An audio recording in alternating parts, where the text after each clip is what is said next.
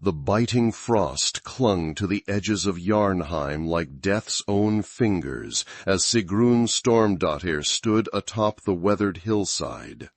Her breath formed clouds before her face, dissipating into the grey morning like the smoke rising from her burning village below.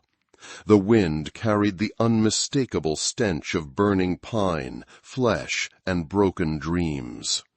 Through narrowed eyes, she watched as warriors of the Ulfricsson clan moved between the structures like ants, torches held high, their battle cries echoing against the mountainside. Then came the sound that would haunt her dreams forever, a single agonized cry cutting through the chaos. Her brother, Bjorn, the last male heir of the Stormdóttir bloodline, collapsed onto the frozen ground, his blood staining the snow crimson. Something broke inside Sigrún then, not like a twig snapping underfoot, but like ice on a frozen lake, a deep, resonant crack that spread through her entire being. She gripped her father's axe tighter, the worn leather handle familiar against her calloused palm. The metal of her armor felt suddenly heavier on her shoulders, the weight of her family's honor pressing down upon her. 28 winters she had survived in this harsh land, but nothing had prepared her for this moment. The moment when vengeance became not just a desire, but a sacred oath. 24 hours earlier, dawn had broken cold and unforgiving over the mountains of Jarnheim. Sigrún had awakened to the familiar chill seeping through the wooden planks of her father's longhouse. She sat up on her sleeping platform, pushing back the heavy furs, allowing the cold to shock her fully awake. Her fingers instinctively reached for the iron pendant that hung at her throat, the symbol of the Stormdóttir clan, a stylized wolf with lightning in its jaws. The fire in the central hearth had burned low overnight, leaving only glowing embers that cast long shadows across the carved wooden posts that supported the roof. Across the room, her father Halldor slept fitfully, his aging body curled beneath layers of fur, his once powerful frame now diminished by time and countless battles. His snores came unevenly, punctuated by soft groans, the ghosts of old wounds visiting him in his sleep. Sigrún moved silently, practiced in the art of early risings. She splashed icy water from the basin onto her face, the shock sending a familiar jolt through her system. In the polished metal mirror, a prized possession traded from southern merchants, she examined her reflection. Gray eyes stared back at her from a face framed by dark brown hair, pulled back in a simple braid. 3 small scars marked her right cheekbone, souvenirs from her first raid 5 winters ago. She traced the runes tattooed on her left wrist: protection, strength, family, inked into her skin the day she became a Shieldmaiden. The village was already stirring as Sigrún stepped outside, her breath visible in the frigid morning air. Winter had maintained its grip on Jarnheim longer than usual this year.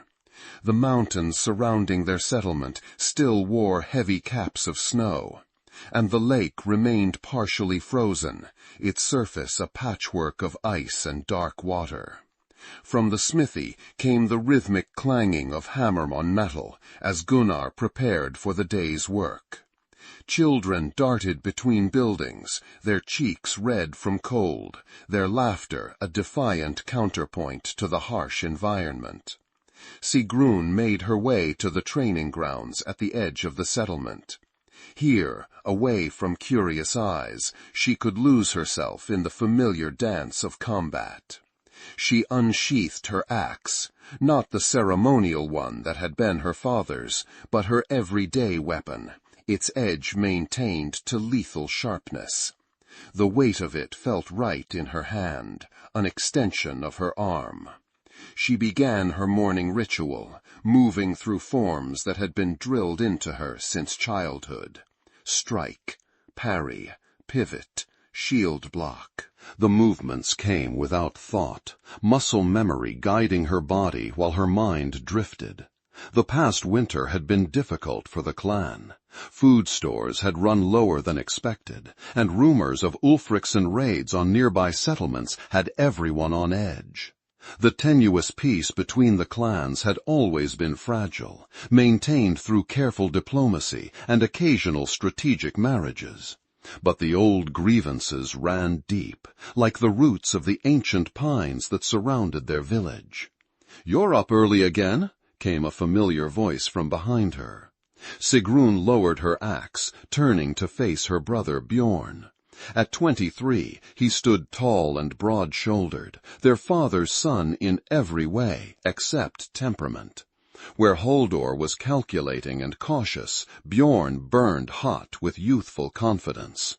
"Sleep brings no rest these days," Sigrún replied, wiping sweat from her brow despite the cold. Bjorn nodded, understanding in his eyes. Father called a council meeting for midday. The scouts returned last night. With news? "The Ulfricsons?" she asked, though she already knew the answer. "They've moved their winter camp closer to our hunting grounds. Toma saw their markers on the north ridge." Sigrún exhaled slowly, watching her breath dissipate. "They test our boundaries." "They always have." Bjorn picked up a practice sword, testing its weight. "But this time feels different, like the calm before a storm breaks." They trained together as the sun climbed higher, their movements synchronized from years of practice. Brother and sister, the pride of Halldór Stormdóttir, though in different ways.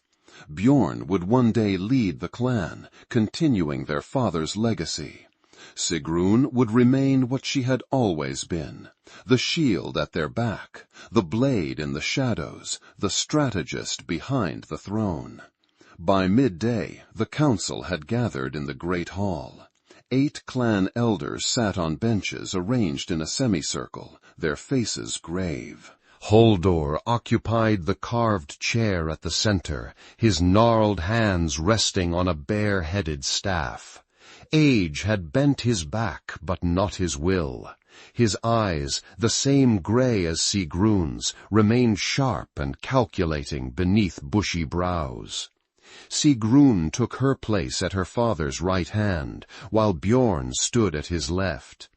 As the council debated the implications of the Ulfricsson movements, Sigrún studied the faces around her. Concern etched deep lines into already weathered features. These were people who had survived countless winters, raids, and hardships. Yet now they shifted uneasily on their seats, exchanging worried glances. "We should strike first," urged Thorstein, the master blacksmith whose arms bore the scars of both battle and forge. "Hit them before they can organize." "And risk open war in the dying days of winter when our supplies are at their lowest?" countered Astrid, the eldest of the council, her white hair braided tightly against her scalp. "That would be folly." "Perhaps a diplomatic envoy," suggested Bjorn. "Remind them of the agreements made after the last conflict." Halldór remained silent, listening to all sides before speaking. It was his way, to gather all threads of thought before weaving them into decision. Finally, he raised a hand, and the council fell silent.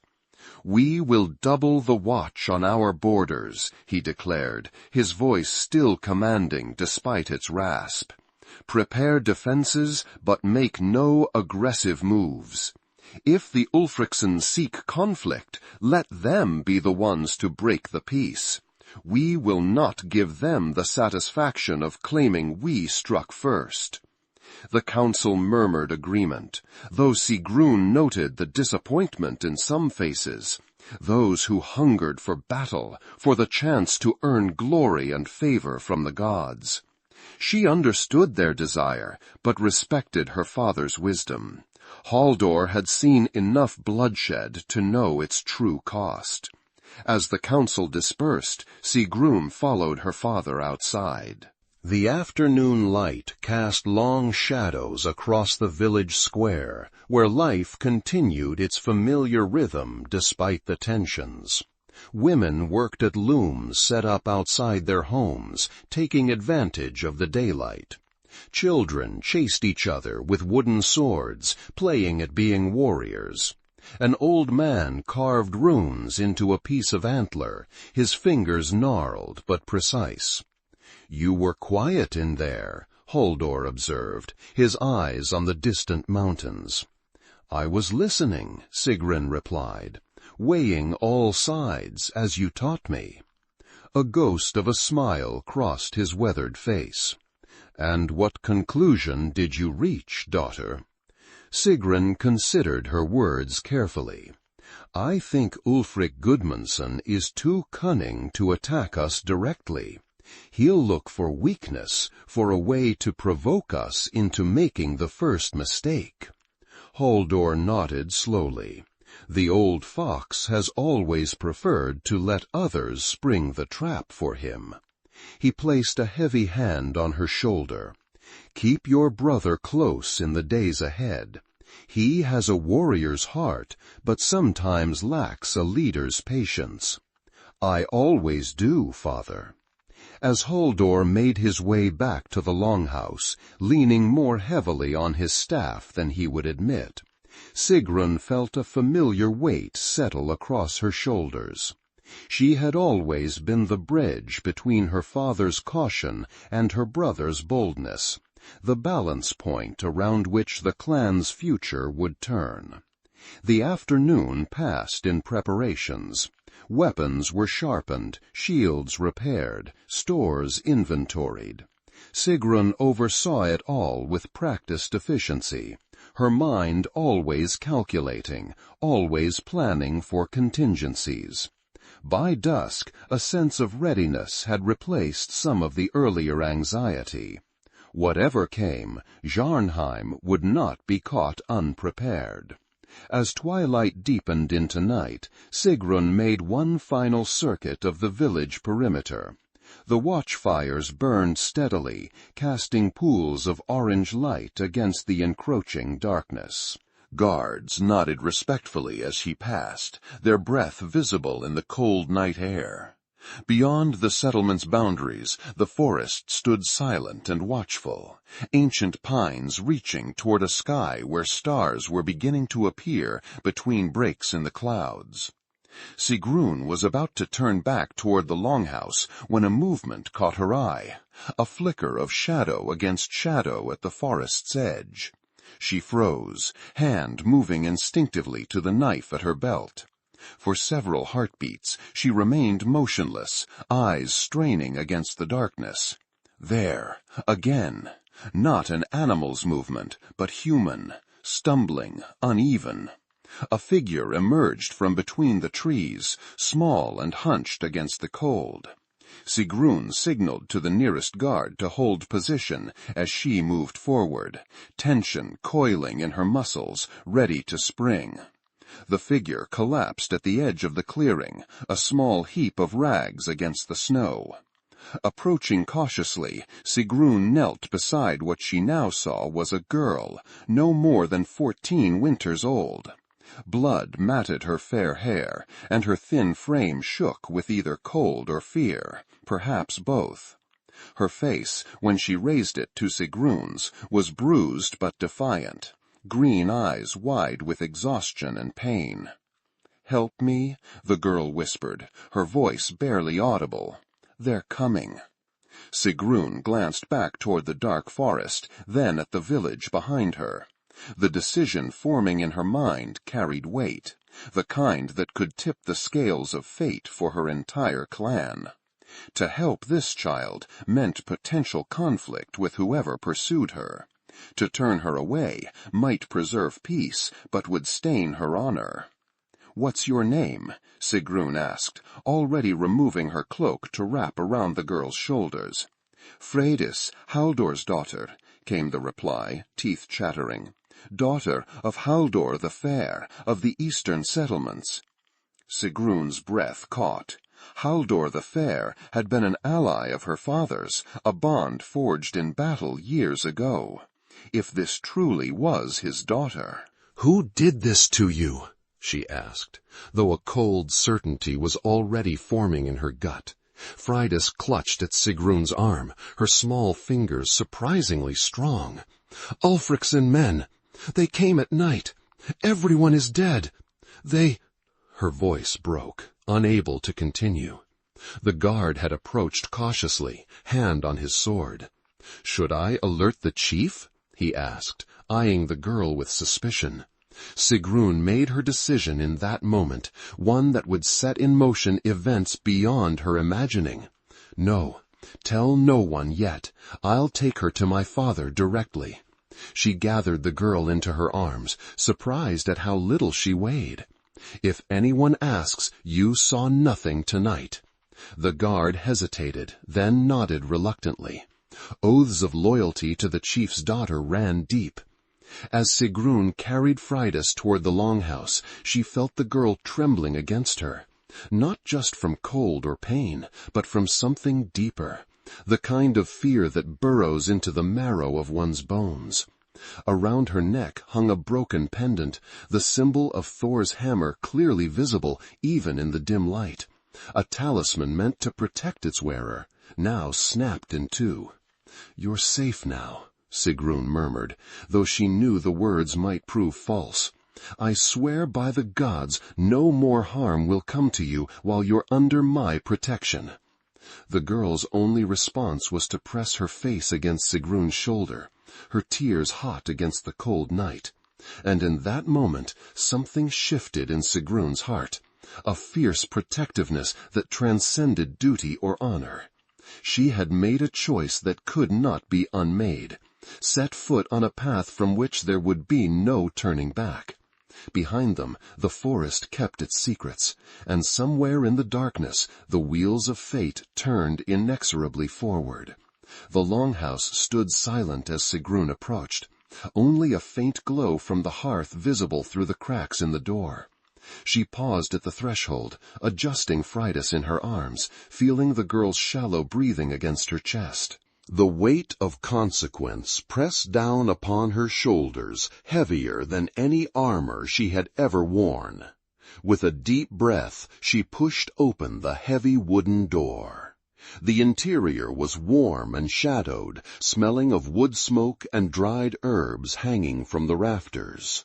Haldor sat alone by the dying fire, his face half illuminated by the amber light, deep in thought or perhaps communion with memories.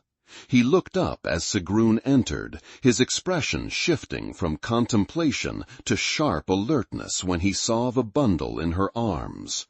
"What is this?" he asked, rising from his seat with surprising agility for a man his age.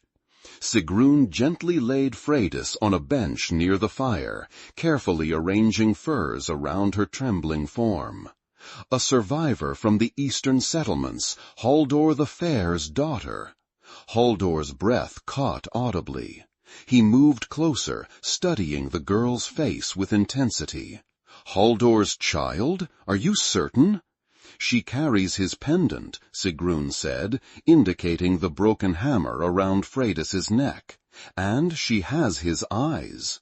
Her father's expression darkened as he took in the girl's injuries, the bruises blooming across her pale skin, the dried blood in her hair, the raw terror still evident in her gaze despite her exhaustion.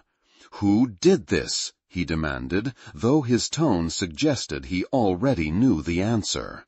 "The Ulfricsons," Sigrún confirmed. "She says they attacked without warning, no survivors but her." A heavy silence fell between them, broken only by the occasional pop from the fire and Freydis's ragged breathing. Haldor moved to a chest against the wall, retrieving clean cloths and a ceramic jar of salve. He handed them to Sigrún without a word, then poured mead into a small cup, adding a pinch of dried herbs from a pouch at his belt. For the pain, he explained, bringing it to the girl, and to help her sleep. Sigrún nodded gratefully, helping Freydis sit up enough to drink. The girl swallowed obediently, grimacing at the bitter taste. As Sigrún began cleaning the wound on her temple, Freydis flinched but remained silent, her eyes never leaving Haldor's face. "You knew my father," she said finally, her voice steadier than before. Haldor nodded gravely. "He saved my life at the Battle of Crocus Ford, a debt I can never repay." He knelt beside the bench despite his aching joints, bringing himself to the girl's eye level. "Tell me what happened, child, everything you remember." Freydis closed her eyes briefly, as if gathering strength. When she spoke again, her voice was hollow, detached, as though she were reciting events that had happened to someone else. "They came after midnight. No warning, no challenge, just flames suddenly, and screaming." Her fingers twisted in the fur covering. "My father sent me to hide in the storage pit beneath our house. I could hear everything." She swallowed hard. "They were laughing, the Ulfricson men, laughing as they killed." Sigrún's hands stilled in their work, a cold fury building inside her. Honor dictated that even enemies deserved a clean death in battle, not slaughter in the night. "How do you know it was the Ulfricsons?" Haldor asked, his tone gentle but probing.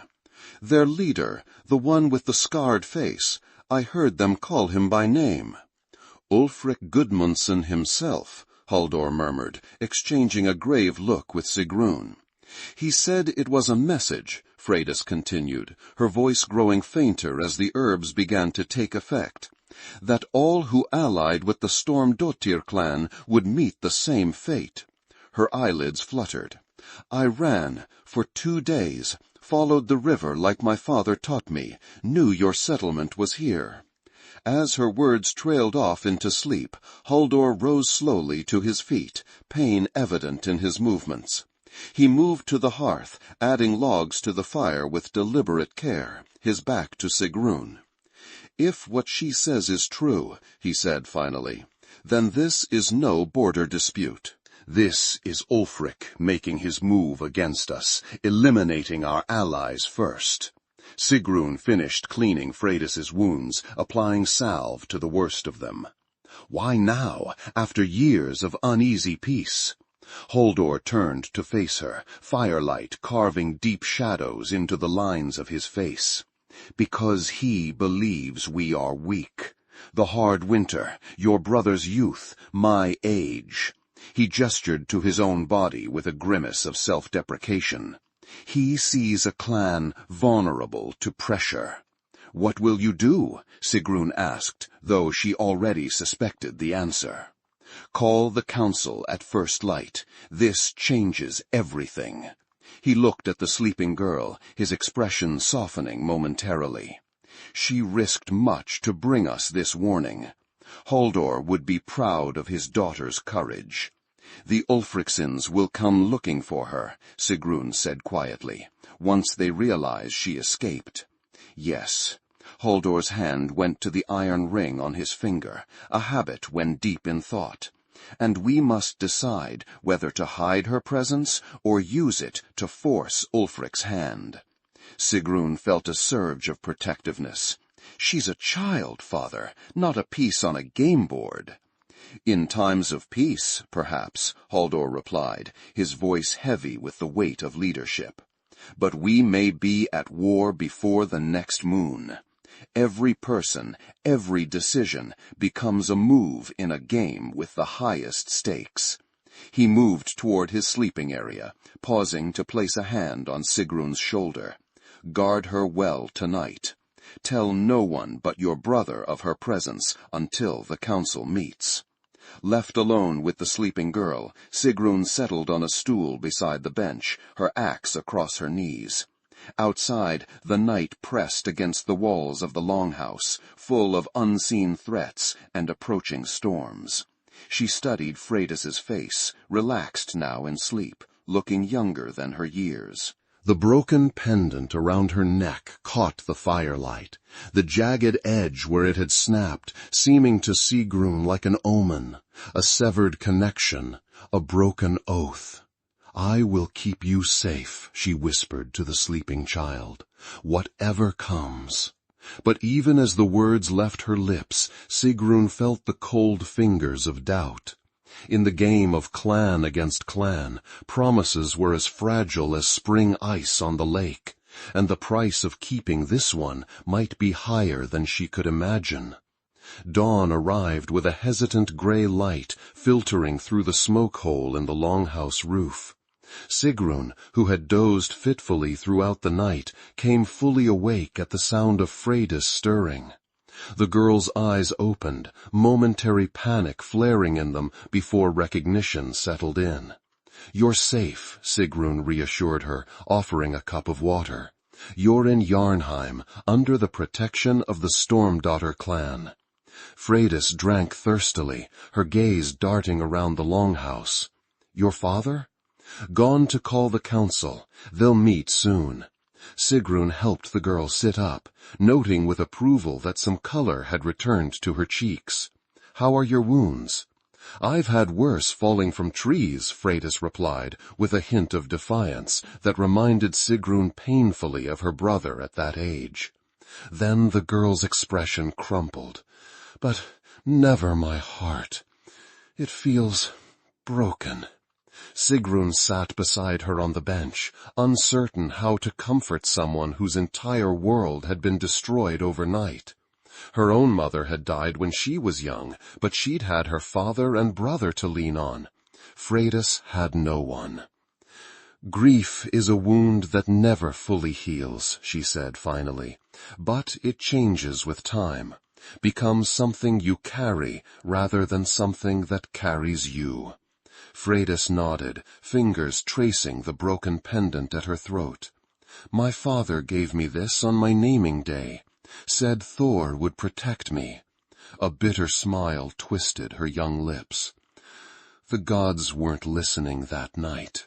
Before Sigrún could respond, the door opened, admitting Bjorn along with a gust of cold morning air. He stopped short at the sight of Freydis, confusion evident on his face. "So it's true," he said, directing his words to Sigrún. "The guards are talking. They say you brought in a stranger last night." "This is Freydis Halldórsdóttir," Sigrún replied, standing to face her brother. "Sole survivor of an Ulfricsson raid on the eastern settlement." Bjorn's expression hardened. He crossed to them in 3 long strides, kneeling to look Freydis in the eye. "Halldór the Fair's daughter? Are you certain?" Freydis met his gaze steadily. "I am who I claim to be. Would you have me recite my lineage to prove it?" A surprised laugh escaped Bjorn. "You have your father's spirit, that's certain." He turned to Sigrún, his expression growing serious again. "Father has called an emergency council. All are gathering now in the great hall. He wants you both there." Sigrún raised an eyebrow. "The girl, too?" "Especially the girl. Her testimony will determine our next move." Bjorn glanced at Freydis with something like pity. "Can you walk?" "I ran for 2 days through frozen forest with Ulfricsson men hunting me," Freydis replied, pushing herself to her feet despite a visible wince of pain. "I think I can manage to cross your village." Sigrún couldn't help but smile at the girl's spirit. She helped Freydis into a clean tunic, one of her own, far too large, but better than the blood-stained rags, and wrapped her cloak around the girl's thin shoulders. Together, the 3 of them stepped out into the crisp morning air. The village was alive with tension. People paused in their morning tasks to stare as Sigrún and Bjorn escorted Freydis toward the great hall. Whispers followed in their wake, rumors already spreading like fire through dry grass. Some faces showed sympathy, others fear, and a few, Sigrún noted with concern, displayed open hostility. "They're afraid," Freydis observed quietly. "They know what harboring me might mean." "Let them fear," Bjorn replied, his hand moving instinctively to the sword at his hip. "Fear sharpens the blade and strengthens the shield." The great hall stood at the center of the settlement, its timber walls rising higher than any other building, its entrance flanked by carved posts depicting the clan's ancestors. Inside, the council had already assembled. 8 elders seated in their customary places, with Halldór at the center. Several other clan members stood against the walls, those whose positions or skills earned them a place in such discussions. A hush fell as they entered, all eyes turning to Freydis. The girl straightened her spine, lifting her chin, despite the bruises still visible on her face. Sigrún felt a surge of admiration for her courage. "Approach," Halldór commanded, his voice carrying easily in the quiet hall. Sigrún guided Freydis forward until they stood before the semicircle of elders. Bjorn took his place at his father's left hand, his expression carefully neutral, though Sigrún could read the tension in the set of his shoulders. "This is Freydis Halldór's daughter," Halldór announced to the assembly. "Daughter of our ally Halldór the Fair. She comes bearing grave news from the eastern settlements." Astrid, the eldest of the council, leaned forward, her sharp eyes examining Freydis. "Let the girl speak for herself.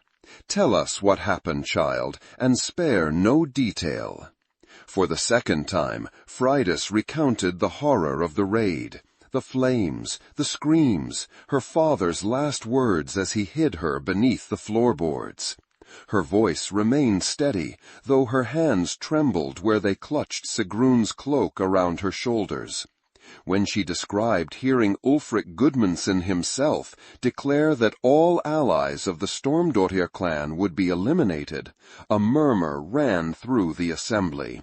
Fear and anger mingled in equal measure.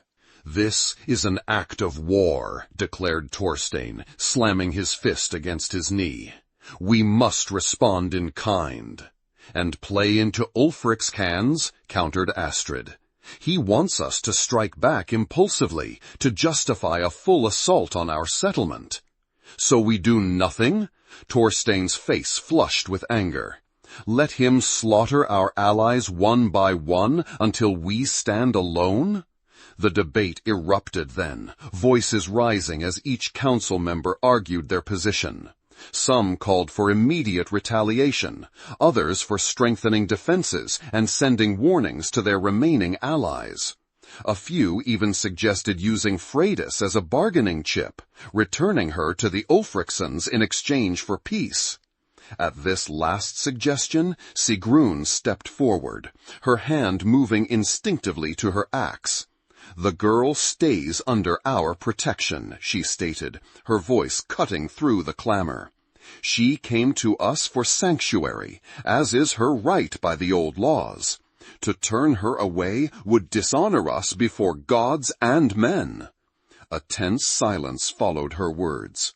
Halldór studied his daughter's face, something like pride flickering in his eyes. "Sigrún speaks truth," he said finally. "The girl remains under our protection, whatever we decide. This is not a matter for debate." He looked around the circle, meeting each elder's gaze in turn. "But our response to this provocation must be measured. Ulfric seeks to draw us into open conflict on his terms. We must be wiser." "What do you propose, Chief?" asked one of the younger council members. Halldór's fingers traced the iron ring on his hand, his expression thoughtful. "We send ravens to our remaining allies, warning them of the danger. We double our patrols and strengthen our defenses.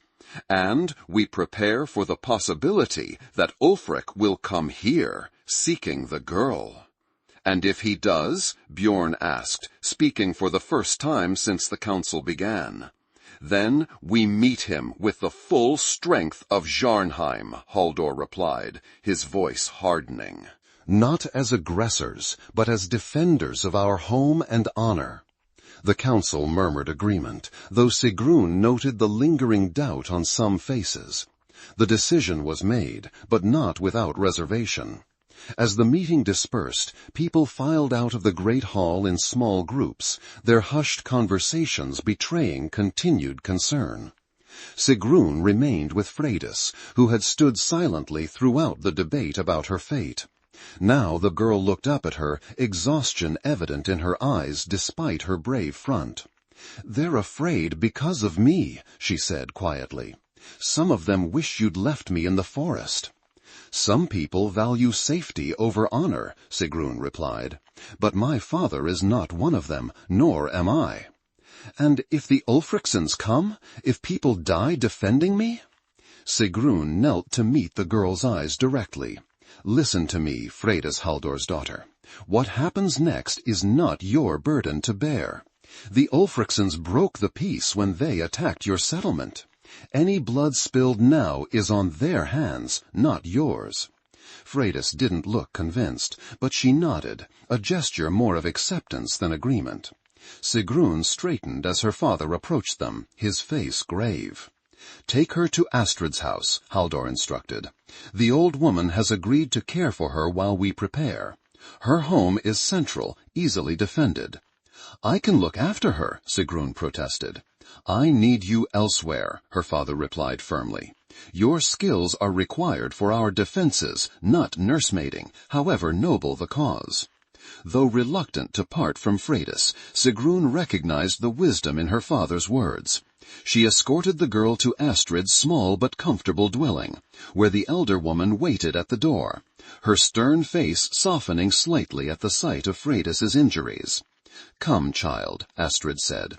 "You need rest and proper food, and perhaps a less conspicuous place to stay than the chief's own hearth." Freydis hesitated, looking back at Sigrún with uncertainty. "Will I see you again?" "Of course," Sigrún assured her. "I'll check on you when I can. And remember, you're under the protection of the entire clan now, not just me." As Freydis disappeared into Astrid's house, Sigrún felt a curious emptiness, as though she'd somehow failed in a duty she hadn't known she had. She shook off the feeling and turned toward the village perimeter, where Bjorn was already organizing defense preparations. There was work to be done, and little time to do it. The day passed in a flurry of activity. Every able-bodied person in Jarnheim contributed to strengthening the settlement's defenses. Palisade walls were reinforced, weapons distributed, watch rotations established. Ravens were dispatched to allied clans, carrying warnings written in Haldor's own hand. Children and the elderly were moved to the most defensible buildings near the center of the village. Food stores were inventoried, water barrels filled. Through it all, Sigrún worked tirelessly, directing, demonstrating, encouraging. But her mind kept returning to Freydis, to the broken pendant around the girl's neck, to the defiance in her green eyes despite all she had lost.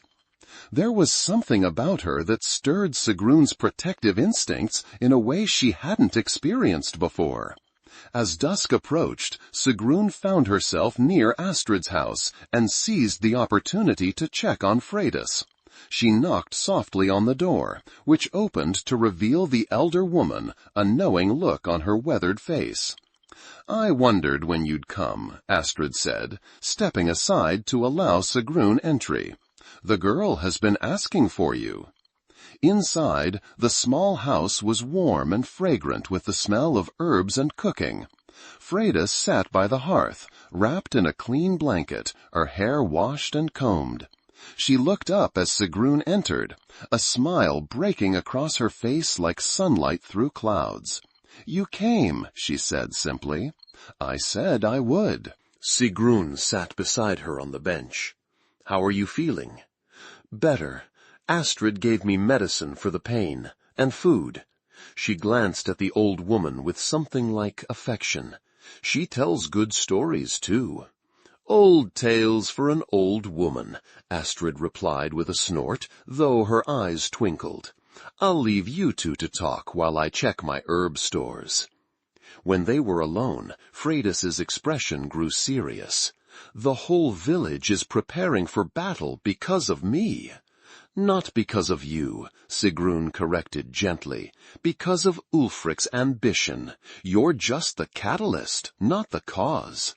Freydis nodded, though doubt lingered in her eyes.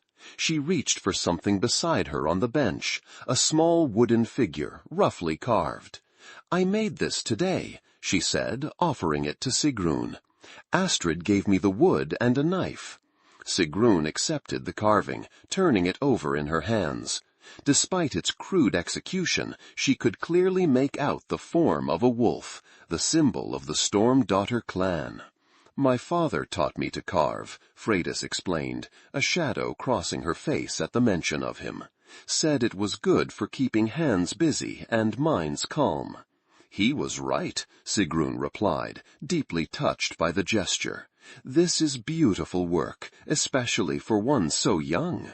A flush of pride colored Freydis's cheeks. Keep it, for luck, or to remember me, if things go badly. The simple statement, delivered with such matter-of-fact acceptance of possible death, struck Sigrún to the core. This child had already faced more horror than many warriors, yet still found the strength to create, to connect, to look forward. Nothing will happen to you, Sigrún promised, closing her fingers around the carving, not while I draw breath.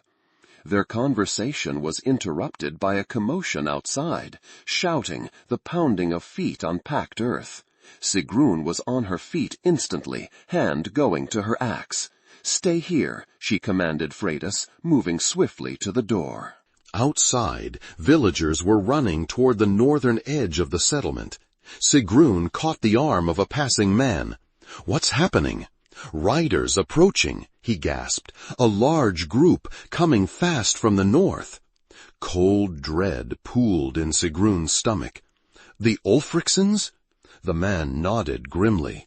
Their banners are visible even in this light. At least 30 warriors, maybe more. Sigrún glanced back at Astrid's house, where Freydis stood in the doorway, her face pale with fear. Then she was running toward the northern perimeter, where Bjorn and Halldór were already assembling their defenders. They've come sooner than expected, Halldór said as she joined them, his voice calm despite the gravity of the situation. Ulfric must have had scouts watching the forest paths. How many? Sigrún asked, scanning the approaching riders. Enough to make their intentions clear, Bjorn replied grimly. But not enough for a full assault. They're here to talk first, fight only if necessary. Halldór nodded agreement. Ulfric is many things, but not a fool. He knows a direct attack would cost him too dearly. He turned to Sigrún, his expression grave. Go to Astrid's house. Bring the girl to the great hall. If Ulfric is here for her, I want her where we can protect her most easily. Sigrún hesitated, torn between her duty to Freydis and her desire to stand with her family against the approaching threat. Go, Bjorn urged her. We'll handle this first meeting. There will be time enough for you to face Ulfric if it comes to that. Reluctantly, Sigrún turned back toward the village center. As she hurried through the gathering dusk, the sound of approaching hoofbeats grew louder, like the heartbeat of some great beast bearing down on their settlement. The Ulfricsons had arrived, and with them came the shadow of war that had been building since the moment Freydis stumbled from the forest. Whatever happened next would change everything, for Jarnheim, for the Stormdóttir clan, and for Sigrún herself. The wheel of fate had been set in motion, and now they could only ride its turning, wherever it might lead. The riders halted at the edge of the settlement, torches blazing in the gathering darkness. Their breath and that of their mounts clouded in the cold air, giving them an otherworldly appearance, like the spectral warriors of old tales, come to collect souls for Odin's hall. At their center sat a figure larger than the others, his face half hidden by the shadow of his helm, but the scar that ran down the right side of his face was visible even at a distance. Ulfric Gudmundsson had come to Jarnheim in person. Halldor stood at the village boundary, Bjorn at his side, along with 20 of their best warriors. They formed a living wall between their people and the threat that had materialized from the forest. No weapons were drawn yet, but hands rested on hilts and shields were positioned for swift deployment. Sigrún Stormdóttir, Ulfric called, his voice carrying easily across the space between them. It has been many winters since we faced each other directly. Not enough winters, it seems, Halldor replied evenly. What brings you to our lands, Ulfric Gudmundsson? Surely not the pleasure of my company. A ripple of tense laughter ran through the Jarnheim defenders, quickly stifled. Ulfric's mouth twisted in what might have been a smile on a less menacing face. I come seeking a fugitive, he announced, loud enough for all to hear. A girl from the eastern settlements. My scouts tracked her to your borders. And what business would you have with a child from another clan's territory? Halldor asked, though he knew the answer. Ulfric's eyes narrowed. The eastern settlements swore fealty to me after their leader's unfortunate demise. The girl is a runaway, nothing more. A thief who stole valuable items before fleeing. The lie was so blatant that Bjorn stepped forward, hand tightening on his sword hilt, but Halldor placed a restraining hand on his son's arm. Strange, Halldor replied, his voice deceptively mild. We heard a different tale, of a night attack without warning or challenge, of slaughter rather than honorable combat. Ulfric's expression darkened. You would take the word of a frightened child over mine, a clan chief who has honored the peace between us for 5 winters? I take the word of Halldor the Fair's daughter, Halldor replied, emphasizing the name. A man who saved my life and whose honor was beyond question. A murmur ran through the Ulfricson warriors at this direct challenge to their leader's version of events. Ulfric silenced them with a raised hand, his eyes never leaving Halldor's face. So, you admit you harbor the girl, he said, satisfaction evident in his tone. Return her to me, and we can avoid unnecessary bloodshed. Refuse, and you declare yourself an enemy of the Ulfricson clan. Meanwhile, Sigrún had reached Astrid's house to find Freydis already prepared to leave, a small bundle clutched in her hands. I heard the commotion, the girl explained. He's come for me, hasn't he? Yes, Sigrún answered honestly, seeing no point in shielding her from the truth. But he won't have you. Come, we're going to the great hall. As they hurried through the village, Sigrún was acutely aware of the eyes upon them, some sympathetic, others calculating the cost of protecting one girl against the might of the Ulfricson clan. She kept Freydis close, one hand always near her weapon. The great hall stood empty when they arrived, the usual fires burning low. Sigrún guided Freydis to a bench near the back wall, where shadows would conceal her presence from casual observation. Stay here. If you hear fighting, there's a storage room behind that tapestry. She indicated a heavy woven hanging depicting the founding of their clan. Hide there until I come for you. Freydis nodded, her face pale but composed. What will you do? What I must, Sigrún replied, already turning toward the door. "Protect what's mine."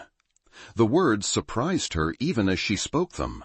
When had she begun to think of Freydis as belonging to her?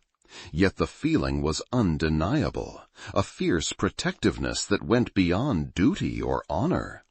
Outside, she could hear Ulfric's voice carrying across the village, his demands growing more insistent. She hurried toward the confrontation, hand on her axe, heart pounding with a mixture of fear and determination. She arrived to find the situation balanced on a knife's edge.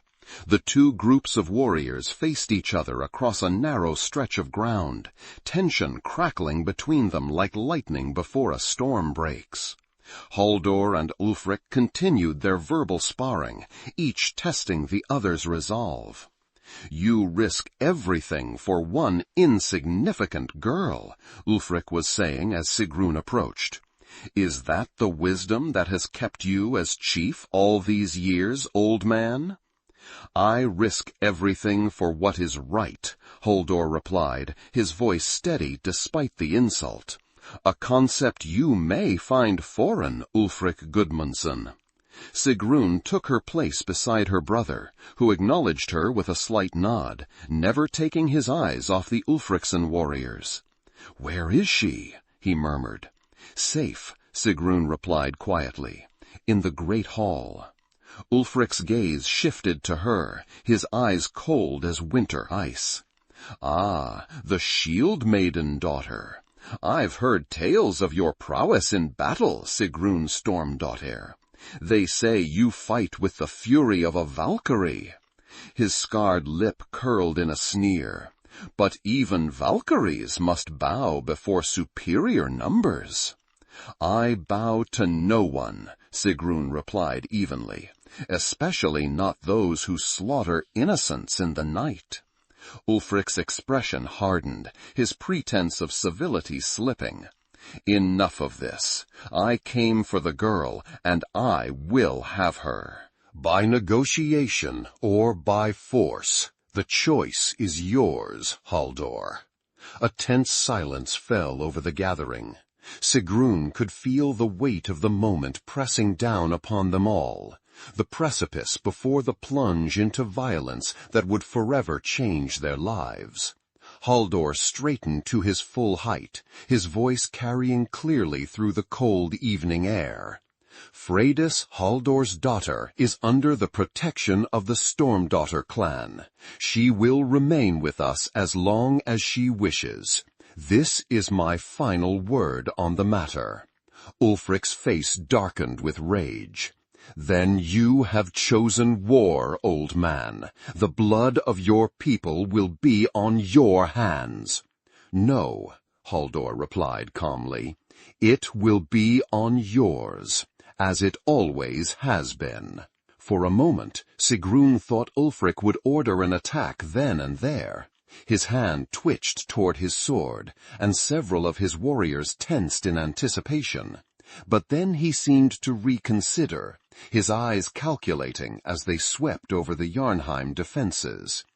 "Dawn tomorrow," he declared finally. "I give you until then to reconsider. Send the girl to my camp with the sunrise, or we will come for her, and take payment in blood for this insult." He turned his mount with a sharp jerk of the reins. "Think carefully, Halldór Stormdóttir. Is one girl worth the future of your entire clan?" With that, the Ulfricson warriors wheeled their horses and rode back toward the forest, torchlight receding into the gathering darkness. The defenders of Jarnheim remained at their posts, watching until the last rider disappeared among the trees. Only then did Halldór allow his shoulders to sag slightly, the weight of leadership evident in his posture. "Prepare for battle," he instructed the gathered warriors. "Ulfric will not wait beyond dawn, regardless of our decision." As the defenders dispersed to their assigned positions, Sigrún approached her father. "You knew he would not accept negotiation," she said quietly. Halldór nodded, his eyes on the dark forest where their enemies had vanished. Ulfric came for a show of strength, nothing more. He means to eliminate us as he did the eastern settlements, to remove all obstacles to his expansion. Then why give us until dawn? Why not attack immediately? Because he is not yet certain of his advantage, Bjorn interjected, joining them. He wants to see our defenses, count our numbers, find our weaknesses. The delay serves his purpose. Halldór nodded agreement. And it serves ours as well. We have time to evacuate those who cannot fight, to set our traps, to prepare for what comes. And Freydis? Sigrún asked. What of her? A shadow crossed Halldór's weathered face. She remains under our protection. I will not sacrifice an innocent to appease Ulfric's ambition. He placed a hand on Sigrún's shoulder, his grip still strong despite his age. Go to her. She should know what transpired here, and prepare her for what may come. Sigrún nodded, understanding the unspoken message.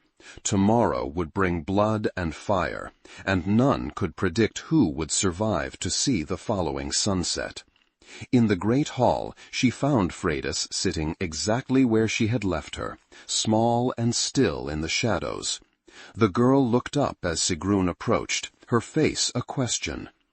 Ulfric has given us until dawn to surrender you, Sigrún said without preamble, seeing no reason to shield the girl from truth she had already guessed. My father refused.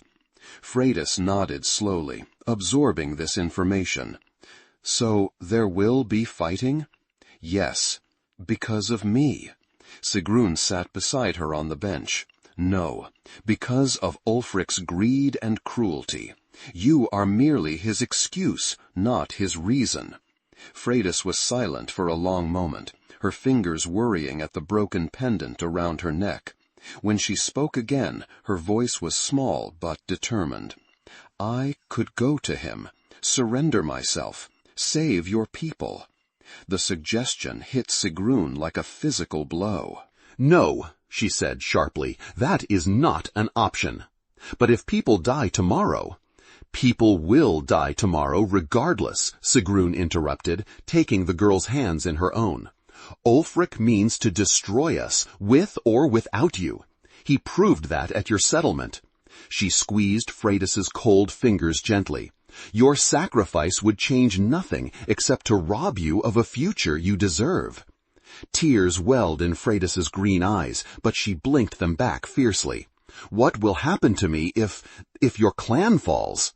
The question hung in the air between them, heavy with implications neither wished to face directly. Sigrún chose her words carefully. If the worst comes, there are escape routes, paths through the mountains that only we know. I would see you safely away before the end. And leave your family, your people? Freydis shook her head. I won't be the cause of that. Sigrún was saved from responding by the arrival of Bjorn. He approached them with quick strides, his expression grim but determined.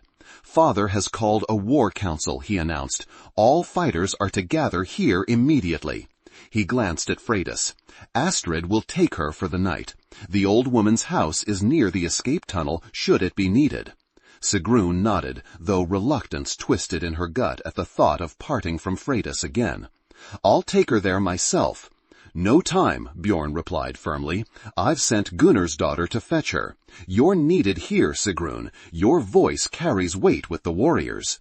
Before she could protest, the great hall's doors swung open, admitting a stream of clan members, men and women of fighting age, armed and grim-faced. The war council was assembling. Sigrún turned back to Freydis, torn between duty and the promise of protection she had made. Go with Astrid, she said finally. Stay close to her. I'll find you when this is over. Freydis nodded, her small face solemn. Then, in a gesture that caught Sigrún entirely by surprise, the girl leaned forward and pressed a kiss to her cheek. For luck, she whispered, like my mother used to do before my father went to battle.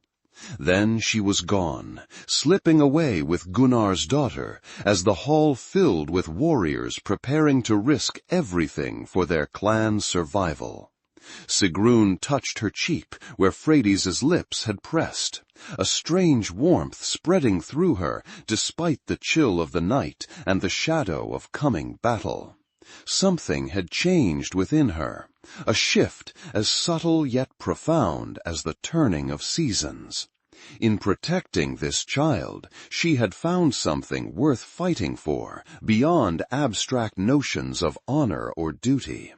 She took her place in the council circle, her mind filled with images of green eyes and a broken pendant, and the fierce determination that, whatever came with the dawn, Freydis Halldórsdóttir would survive to see many more sunrises. Night deepened over Jarnheim, stars appearing between breaks in the clouds like distant watchfires. In the great hall, the war council continued late into the evening, strategies debated, assignments made, contingencies planned. Through it all, Sigrún's mind remained partly elsewhere, with a small figure in Astrid's house, waiting for a dawn that would bring either salvation or destruction. Dawn came with a gray light filtering through low clouds, the sun a pale disk barely visible through the morning mist. Sigrún stood at her assigned position near the northern perimeter, her shield on her arm, axe at her belt. Around her, the defenders of Jarnheim waited in tense silence, each lost in their own thoughts, their own prayers to gods who thrived on battle and blood. Bjorn approached, his face grim but composed, the mantle of leadership settling visibly on his young shoulders. In the hours since Ulfric's departure, their father had grown weaker, the strain of recent events taking its toll on his aging body. Though he insisted on donning his armor, everyone knew the actual fighting would fall to his children and the clan's warriors. "They're moving in the trees," Bjorn reported, keeping his voice low, "forming up just beyond the clearing." Sigrún nodded, scanning the forest edge.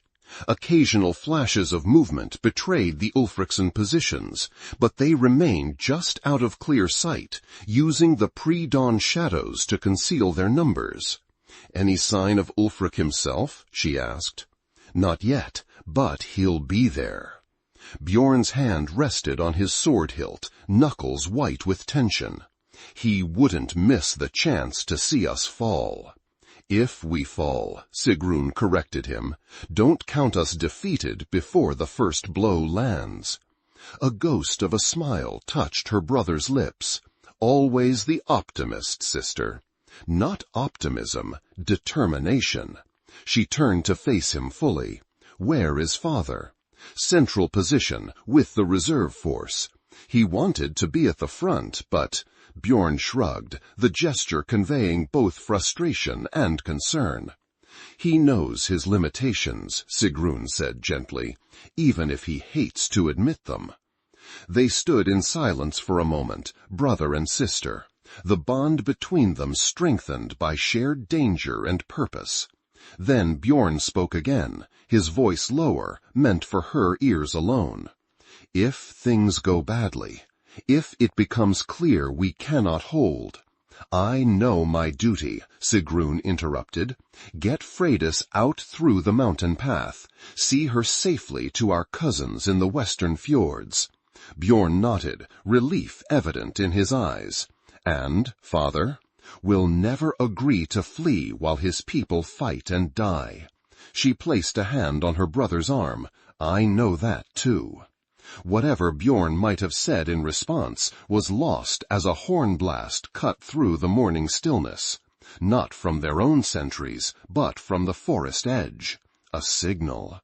"They come," Sigrún murmured, readying her shield. The Ulfricson forces emerged from the tree line like a dark tide flowing across the open ground, more numerous than they had appeared the previous evening, their ranks swelled by warriors who must have arrived during the night. At their center rode Ulfric himself, his scarred face visible even at a distance, his black cloak billowing behind him like the wings of a carrion bird. They halted just beyond effective bow range, forming a rough semicircle that partially encircled the northern edge of Jarnheim. Ulfric rode forward alone, stopping midway between the two forces. "Halldor Stormdóttir," he called, his voice carrying easily across the open ground. "I see you have chosen pride over wisdom. A final chance. Surrender the girl, and I will grant your people mercy." Halldor emerged from the Jarnheim ranks, walking forward with the aid of his staff, his other hand resting on the axe at his belt. Despite his obvious physical frailty, his bearing remained proud, his voice strong as he replied, "There is no mercy in you, Ulfric Gudmundsson, only ambition and cruelty dressed as strength." He planted his staff firmly in the frozen ground. "The girl remains under our protection. If you want her, come and claim her. If you dare face us honorably, shield to shield, instead of murdering defenseless settlements in the night." A murmur ran through both forces at this direct challenge. Ulfric's face darkened with rage, his pretense of reasonable negotiation abandoned. "So be it," he snarled. "Let your clan's blood nourish the soil of Jarnheim. Let your halls burn and your name be forgotten." He wheeled his horse around, riding back to his waiting warriors. "Attack! No quarter! No mercy!" With a roar that seemed to shake the very air, the Ulfricson forces surged forward. The defenders of Jarnheim braced themselves, shields locked, weapons ready. Sigrún felt the familiar calm of imminent battle settle over her, a strange clarity where time seemed to slow and every sense sharpened. "Hold," Bjorn commanded the line. "Hold until they reach the markers." The Ulfricsson charge thundered across the open ground, gaining momentum. 50 paces, 40, 30. At Bjorn's signal, the archers behind the shield wall loosed their first volley. Arrows arced through the morning sky, falling among the attackers like deadly rain. Men stumbled, fell, but the charge continued unbroken. "Brace!" Bjorn shouted as the enemy closed the final distance. The impact when it came was like a physical wave, a thunderous clash of bodies and shields. Sigrún felt the shock through her entire frame as a burly Ulfricsson warrior slammed against her shield. She held firm, driving the rim of her shield upward into the man's chin, while simultaneously sweeping her axe in a low arc that caught him behind the knee. As he stumbled, she completed the movement with a devastating strike to his exposed neck. Around her, the battle devolved into a chaos of individual combats. The carefully maintained line fragmented as warriors engaged enemies, fell back, reformed. Blood steamed in the cold morning air, turning the ground treacherous underfoot. The sound was overwhelming, the clash of weapons, screams of the wounded, shouted commands that went unheard in the din. Sigrún fought with the focus that had made her reputation as a Shieldmaiden. Each movement flowed into the next, defense becoming attack, retreat setting up counter-strikes. Her world narrowed to the space immediately around her, the enemies before her, the allies at her flanks, the ground beneath her feet. Everything else fell away. But even in the midst of battle focus, she remained aware of the larger flow of combat. The Ulfricsson forces, though numerous, were being channeled by the Jarnheim defenses into prepared killing zones where their numbers worked against them, creating confusion and bottlenecks. It was a strategy she and Bjorn had devised during the night, and it seemed to be working, for now. Then came a shift in the battle's momentum. A group of Ulfricson warriors broke through the eastern flank, pouring into the village proper. Homes at the settlement's edge were set ablaze, smoke beginning to rise into the morning sky. Sigrún heard Bjorn's horn signal, a call for the reserve force to engage. She caught sight of her father then, leading the reserves forward despite his age and infirmity. Halldór Stormdóttir had discarded his staff, moving with the strength of pure will, his axe rising and falling as he drove into the enemy's flank. For a moment he was again the legendary warrior of his youth, his example rallying the defenders around him. The sight filled Sigrún with both pride and fear. Pride at her father's courage, fear for his vulnerability. She fought her way toward him, desperate to reach his side before his strength failed him. She was still several yards away when she saw Ulfric himself emerge from the press of bodies, his scarred face twisted in a triumphant snarl as he recognized the Stormdóttir chief. The Ulfricson leader was a formidable warrior in his prime, while Halldór was an old man running on the last reserves of his strength. "Father!" Sigrún screamed, her voice lost in the battle's roar as she struggled to reach him. Halldór turned at the last moment, bringing his shield up to meet Ulfric's first devastating blow. The impact drove him to one knee, his face contorting with the effort of holding his position. Ulfric's second strike shattered the shield's rim, sending splinters flying. Before the killing blow could fall, Bjorn appeared as if from nowhere, his sword intercepting Ulfric's axe with a shower of sparks. He drove the Ulfricson chief back with a series of powerful strikes, his youth and speed momentarily giving him the advantage. Sigrún reached her father's side, helping him to his feet while maintaining her guard against surrounding enemies. "Fall back," she urged him. "You've done enough."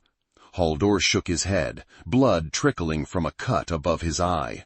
"My place is here, with my warriors." "Your place is alive, leading our people," she countered fiercely. "Bjorn needs you. I need you." Before he could respond, a cry of alarm rose from the village center. Sigrún turned to see a group of Ulfricson warriors breaking away from the main battle, heading directly toward the cluster of buildings where non-combatants had taken shelter, including Astrid's house, where Freydis was hidden. Halldór saw it too. "Go," he commanded, straightening despite his injuries. "Protect the girl. I will help your brother." Sigrún hesitated, torn between duties. "Go," her father repeated, more forcefully. "This is why we fight, to protect those who cannot protect themselves. Honor our stand by saving her." With a final glance at her father and brother, still engaged with Ulfric in a deadly dance of blades, Sigrún turned and ran toward the village center, her heart pounding with a fear more intense than any she had felt for herself in battle. The path to Astrid's house was chaos. Smoke from burning buildings obscured visibility, and scattered combats erupted everywhere as defenders tried to intercept enemies who had breached the perimeter. Sigrún cut her way through, driven by a singular purpose that transcended the battle around her. She reached Astrid's house to find the door splintered, hanging from a single hinge. Inside, furniture was overturned, clay pots shattered. Blood spattered the packed earth floor. But of Astrid and Freydis there was no sign. For one terrible moment, Sigrún stood frozen in the doorway, her mind refusing to process what her eyes were telling her. Then, a muffled sound from the back of the house snapped her back to awareness. She moved swiftly through the dwelling, axe ready, every sense alert for danger. Behind a fallen storage chest, she found Astrid, the old woman's face pale with pain, her hands pressed to a wound in her side. "They took her," she gasped when she saw Sigrún. 3 of them! The girl fought like a wildcat, but— She winced, fresh blood seeping between her fingers. "Which way?" Sigrún demanded, already tearing a strip of cloth from a nearby blanket to bind the wound. "East," Astrid replied, her voice weakening. "Toward the old temple ruins," they said. "Said Ulfric wanted her alive, to make an example." The old woman's eyes fluttered. "Go, child. I've seen too many winters to fear this one last journey." Sigrún quickly bound Astrid's wound, knowing it was likely futile, but unable to simply leave her to die alone. "You'll see more springs yet, old mother," she said, helping Astrid into a more comfortable position. "Hold on. Help will come." Then she was moving again, out the back of the house, following the trampled snow and occasional blood drops that marked the abductor's trail. The sounds of battle grew more distant behind her as she ran along the eastern path toward the ancient stone circle that had stood on the hillside since before their clan claimed these lands. The ruins came into view as she crested a small rise. Weathered standing stones arranged in a pattern whose meaning had been lost to time. Between them, 3 Ulfricson warriors stood with Freydis. The girl's hands were bound, but she still struggled against her captors, earning a backhanded blow that sent her sprawling onto the snow. Something snapped inside Sigrún at the sight. A cold, focused rage unlike anything she had experienced before. She moved forward with deadly purpose, no longer a warrior in a chaotic battle, but a hunter with a single, clear target. The first Ulfricson man died before he fully registered her presence, her axe cleaving through his neck in a single, fluid motion. The second managed to raise his sword, but too slowly. Sigrún's shield smashed into his face with bone-crushing force, driving him backward over one of the fallen stones. He didn't rise again. The third warrior was more prepared and more formidable. He shoved Freydis roughly aside and faced Sigrún with weapon and shield ready, his stance betraying experience and skill. "The Shieldmaiden comes for her little pet," he taunted, circling slowly. "Ulfric said you might, said you'd developed a weakness for the girl." Sigrún didn't respond with words. Her attack was a blur of controlled violence, shield, axe, and body moving in perfect coordination. The Ulfricson warrior met her fury with skill of his own, parrying, countering, seeking openings in her defense. They exchanged blows in the center of the ancient circle, their breath clouding in the cold air, blood from minor wounds staining the snow beneath their feet. In another context, it might have been the kind of duel sung about in halls, 2 skilled warriors testing each other's mettle. But for Sigrún, it was something far more primal, the desperate fight of a protector for one under her care. The end came suddenly. The warrior overextended it on a thrust, confident in his superior strength and reach. Sigrún turned the blow aside with her shield, stepping inside his guard. Their bodies collided, her momentum driving him backward. As he struggled to regain balance, her axe found the gap between helmet and mail collar. A spray of crimson across white snow, and it was finished. Sigrún stood for a moment, breathing heavily, the battle haze slowly receding from her mind. Then she turned to Freydis, who was struggling to her knees, face bruised, eyes wide with a mixture of fear and awe. "Are you hurt?" Sigrún asked, quickly cutting the bindings from the girl's wrists. Freydis shook her head, though the movement clearly caused her pain. "Not badly. Astrid? Alive when I left her." Sigrún helped Freydis to her feet, scanning the surrounding area for further threats. "We need to move. Back to the village." "The fighting? is where we need to be, Sigrún interrupted firmly. I won't leave you alone again. We go together now, whatever comes. As they turned back toward Jarnheim, a horn blast echoed across the hillside. 3 long notes, a signal Sigrún recognized with a chill of dread. The retreat call, to be used only in direst circumstances. The village was burning. From their position on the hillside, they could see multiple structures engulfed in flames, smoke billowing into the gray morning sky.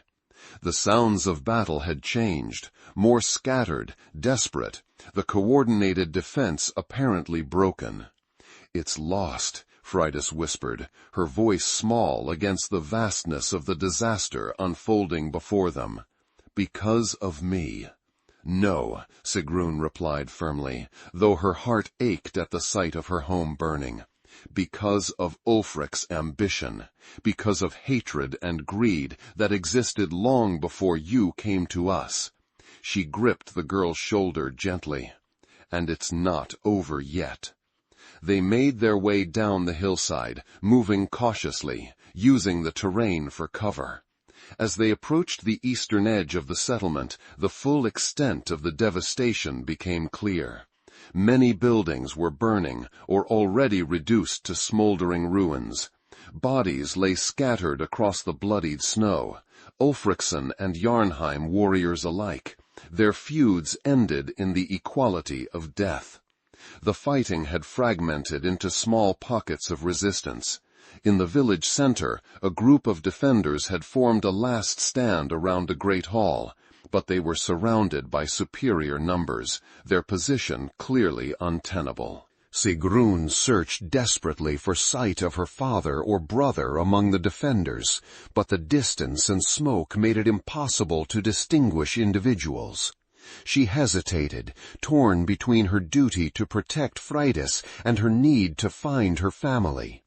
The decision was made for her when a group of Ulfricsson warriors appeared around a burning storehouse directly in their path to the village center. 5 men, moving with purpose, weapons bloodied from recent use.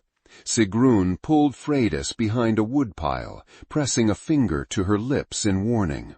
They watched as the warriors passed within yards of their hiding place, close enough to hear their conversation. "The chief wants the brother alive if possible," one was saying. "Says he might be useful as a hostage." "And the old man?" another asked. "Already dead, took a spear through the chest defending the hall." The words hit Sigrún like a physical blow. Halldór, Stormdóttir, her father, the immovable center around which her world had always turned, gone. She felt Freydis's small hand grip hers tightly, offering comfort even in the midst of their desperate situation.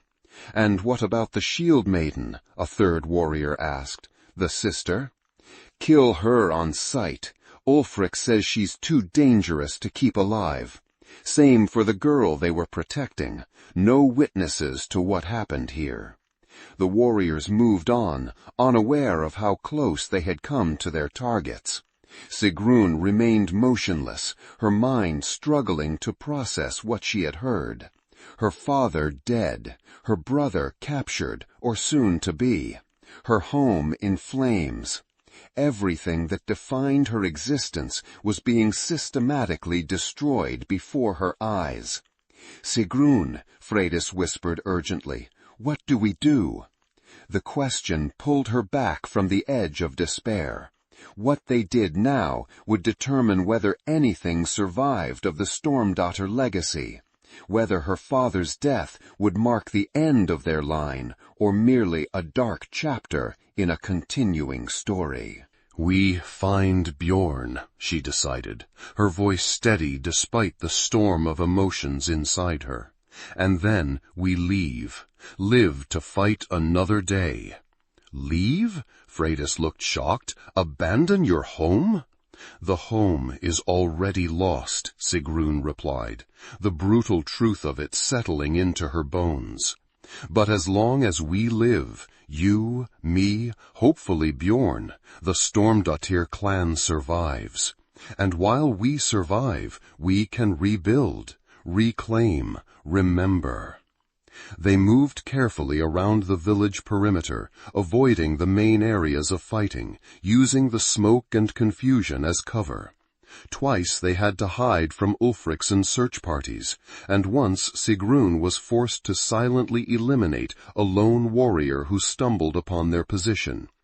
As they approached the great hall from the rear, the sounds of combat grew louder. A final stand was underway at the hall's main entrance, where a handful of Jarnheim defenders held off repeated Ulfricsen assaults. Among them, Sigrún finally spotted her brother, bloodied but still fighting, his sword rising and falling with desperate energy. "Stay hidden," she instructed Freydis, positioning the girl behind a partially collapsed shed. "If I fall, run for the mountain path. Don't look back." Before Freydis could protest, Sigrún was moving, circling around to approach the battle from the flank. The defenders were down to 6 warriors, surrounded by at least 3 times their number. They fought with the courage of the doomed, each knowing that surrender meant slavery at best, torturous death at worst. Sigrún's entrance into the fight was like a lightning strike, unexpected, devastating. She fell upon the Ulfricsen rear with controlled fury, her axe finding gaps in armor, her shield turning aside desperate counterattacks. 3 enemies fell before the rest realized this new threat was not just another isolated defender, but the Shieldmaiden, whose reputation had spread through the northern clans. "Sigrún!" Bjorn's voice carried over the clash of weapons. Relief and warning mingled in the single word. She fought her way toward her brother, the defenders rallying at her appearance, finding renewed energy despite their wounds and exhaustion. For a brief, glorious moment, it seemed they might carve an escape route through the Ulfricsen lines. Then Ulfric himself appeared, leading a fresh group of warriors into the fray. The Ulfricsen chief's face was a mask of blood and triumph, his own wounds seeming only to fuel his battle frenzy.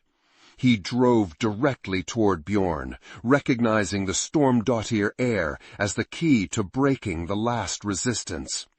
Sigrún tried to intercept him, but enemies blocked her path. She cut them down with desperate efficiency, knowing each moment's delay might cost her brother's life. Through gaps in the fighting, she saw Bjorn engage Ulfric. Youth and speed against experience and raw power. They seemed evenly matched at first, trading blows that would have felled lesser warriors. But Bjorn had been fighting continuously for hours, while Ulfric had preserved his strength, directing the battle from behind his front lines. Gradually, inexorably, the older warrior gained the advantage. When Bjorn stumbled on the blood-slicked ground, Ulfric struck with savage precision. His axe shattered Bjorn's shield, continuing through to bite deep into his sword arm. Bjorn fell, his weapon spinning from nerveless fingers, blood pulsing from the grievous wound. Ulfric stood over him, axe raised for the killing blow. "The Stormdóttir line ends here," he declared, his voice carrying over the sudden hush that had fallen around them. "No!" Sigrún's scream tore from her throat as she fought desperately to reach her brother, but too many bodies stood between them. She would not make it in time. Then, impossibly, a small figure darted from concealment, throwing itself between the fallen Bjorn and Ulfric's descending axe. Freydis, who should have remained hidden, who should have run for safety, instead placed herself in death's path. The unexpected intervention caused Ulfric to check his blow at the last instant, the axe halting a hair's breadth from the girl's head. Surprise registered on his scarred face, followed by recognition. "The Eastern settlement brat," he growled. "Brave, but foolish. You've only ensured you'll die alongside him."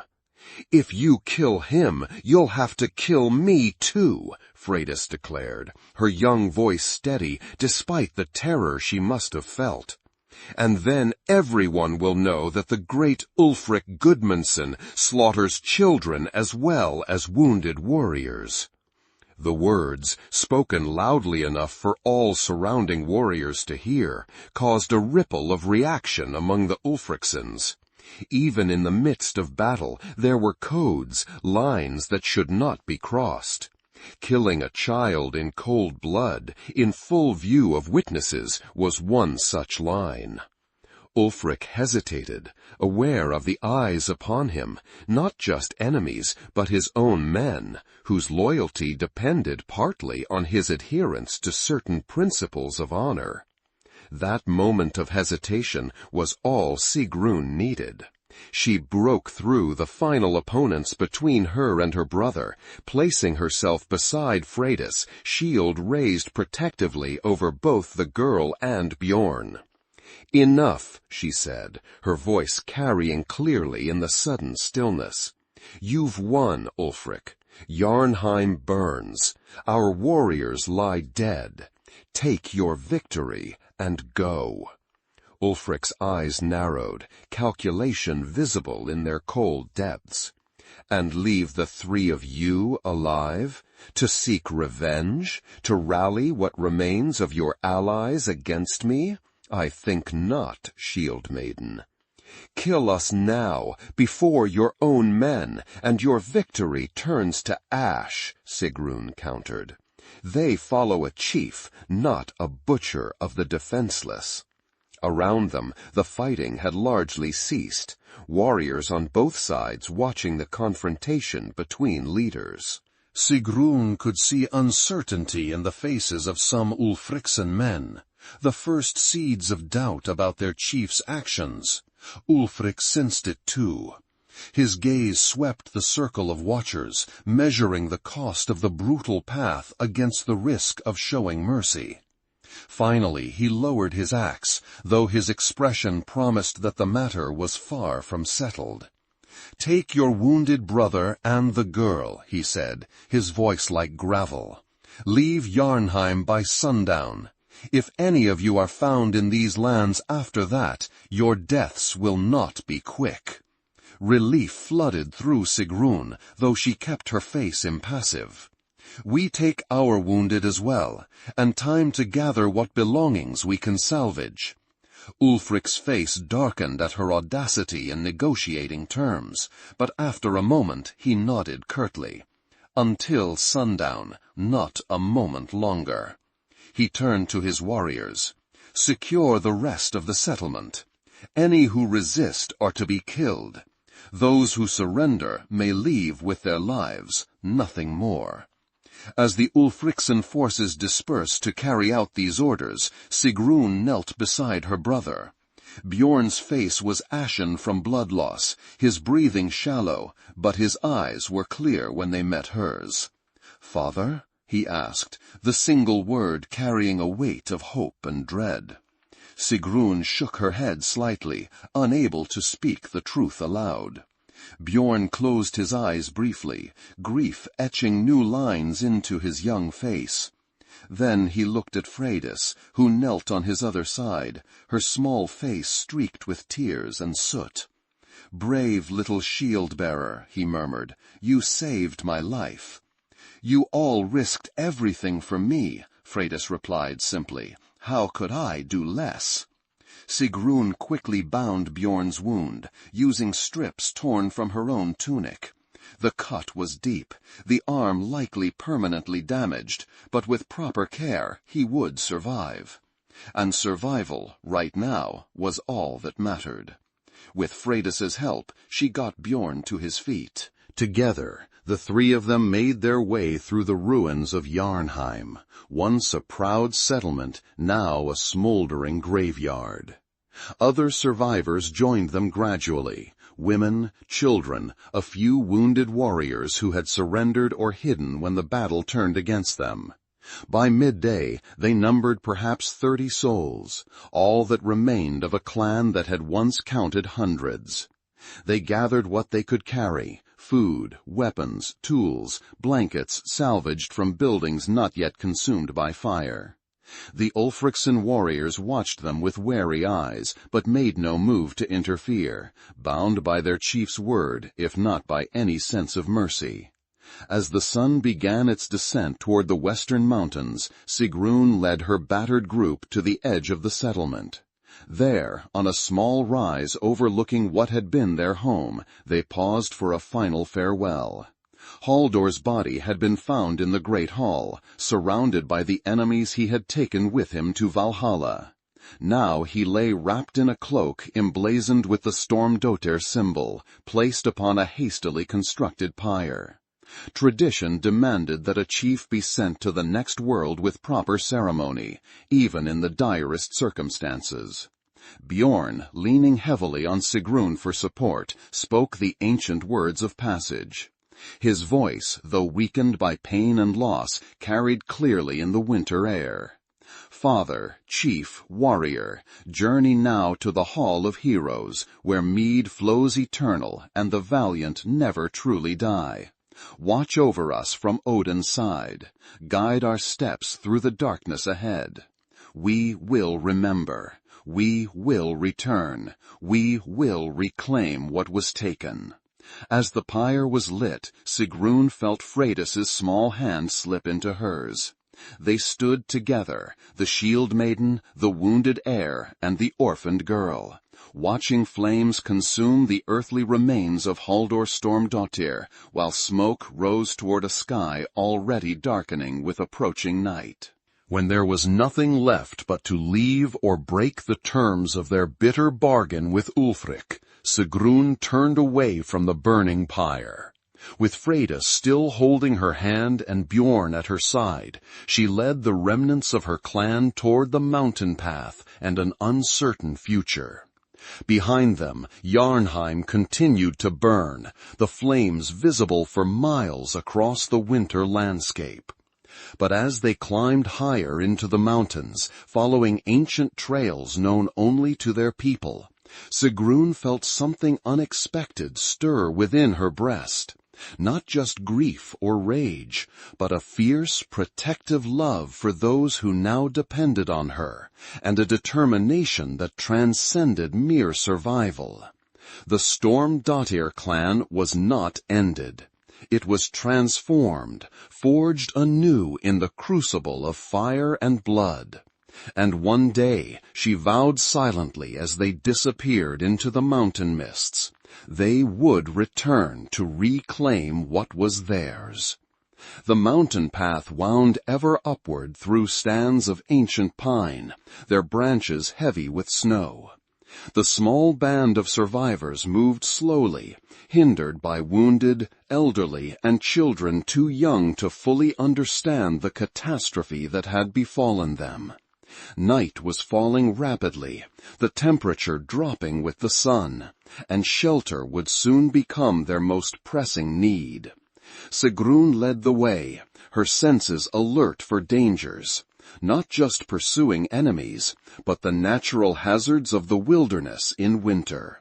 Beside her walked Freydis, the girl's face set in determined lines despite her exhaustion. Bjorn followed close behind, supported by two of the younger warriors, his face pale but resolute. "There's an old hunting lodge near the high pass," he said during one of their brief rests. "Father used it during autumn hunts. If it still stands, it could shelter us for the night." Sigrún nodded, calculating distances and remaining daylight. "We should reach it before full dark. Can you make it that far?" Bjorn's smile was grim but genuine. "I'll crawl there if I must." Better than freezing in the open. They resumed their trek, the path growing steeper, more treacherous. Twilight deepened around them, turning the forest into a realm of shadows and whispers. The children had long since fallen silent, too tired even for tears. The adults moved mechanically, driven forward by the most basic instinct.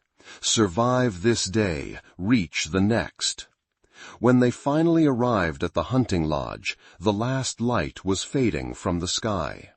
The structure was small but solid. A single room built of heavy logs, with a stone hearth and sleeping platforms along the walls. It had weathered the seasons well, its roof intact, its doors still hanging straight on leather hinges. "It will be crowded," Sigrún observed as they approached. "Better crowded than dead," Bjorn replied. "We can rotate sleeping shifts if necessary." Inside, they found the lodge much as it had been left after the last hunting expedition.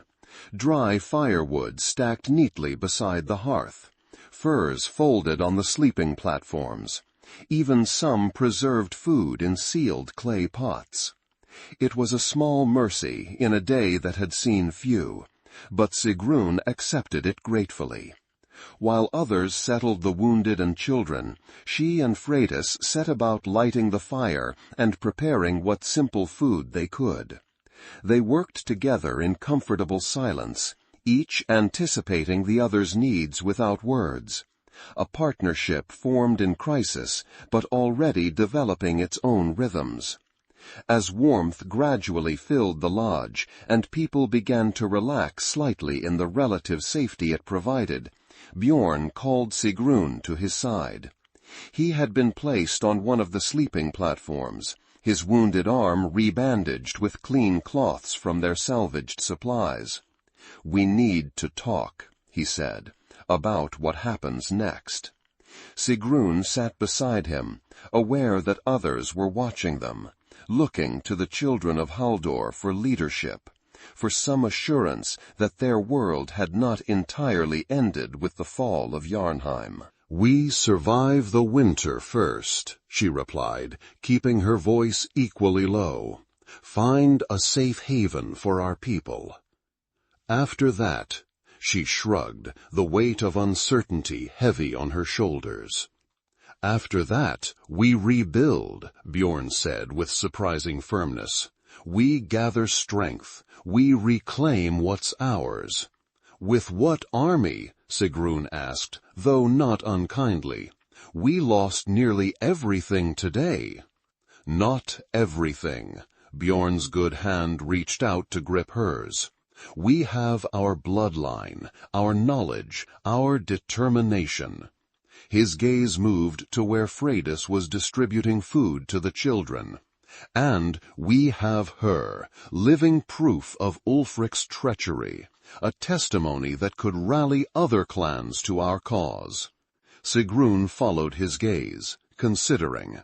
The girl had shown remarkable courage and resilience throughout the ordeal.